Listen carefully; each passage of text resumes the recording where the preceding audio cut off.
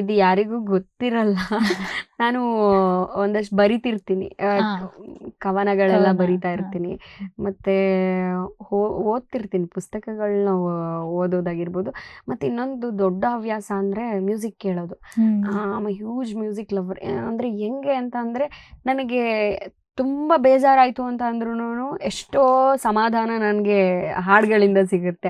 ಎಷ್ಟೋ ಡಿಪ್ರೆಷನ್ಗೆ ಹೋಗೋವಂಥ ಪರಿಸ್ಥಿತಿ ಬಂದಾಗಲೂ ಕೂಡ ಒಂದು ಹಾಡಿಂದ ಏನೋ ಒಂದು ಚೈತನ್ಯ ಬಂದ್ಬಿಡುತ್ತೆ. ಅದು ಎಲ್ಲರೂ ಲೈಫಲ್ಲಿ ಆಗುತ್ತಾ ಇಲ್ವೋ ಗೊತ್ತಿಲ್ಲ, ಬಟ್ ನಾನಂತೂ ನನ್ನ ಮೂಡ್ನ ರಿಫ್ರೆಶ್ ಮಾಡ್ಕೊಬೇಕು ಅಂತಂದರೆ ಐ ಲಿಸನ್ ಮ್ಯೂಸಿಕ್. ಸೊ ಅದಕ್ಕೆ ಹಾಡು ಕೇಳ್ತಾ ಇರ್ತೀನಿ, ಬರಿತಾ ಇರ್ತೀನಿ. ಅದು ಬಿಟ್ಟರೆ ಚೆನ್ನಾಗಿ ಅಡುಗೆ ಮಾಡ್ತೀನಿ, ಅದು ಯಾರಿಗೂ ಗೊತ್ತಿಲ್ಲ. ಆಮೇಲೆ ನಾನು ಏನಂದರೆ, ಮಾಡ್ತೀನಿ ಅಂತ ಗೊತ್ತಾದ್ರೆ ಎಲ್ಲಿ ಮಾಡಕ್ಕೆ ಹೇಳ್ಬಿಡ್ತಾರೋ ಅನ್ನೋ ಕಾರಣಕ್ಕೆ ಎಲ್ಲೂ ತೋರಿಸ್ಕೊಂಡಿಲ್ಲ. ನಮ್ಮ ಮನೆಯವ್ರಿಗೆ ಮಾತ್ರ ಗೊತ್ತಿದೆ. ಸೊ ನನ್ನ ಅಕ್ಕ, ಅವಳಿಗೆ ಗೊತ್ತಿದೆ, ಅವಳು ಅದಕ್ಕೆ ಪೂಸಿ ಹೊಡಿತಾ ಇರ್ತಾಳೆ, ವಾಣಿ ನೀನು ಚೆನ್ನಾಗಿ ಮಾಡ್ತೀಯ ಇದನ್ನ, ಹಂಗೆ ವಾಣಿ ನೀನು ಯಾಕೆ ಇವತ್ತು ನನಗೆ ಇದನ್ನ ಮಾಡ್ಕೊಡ್ಬಾರ್ದು.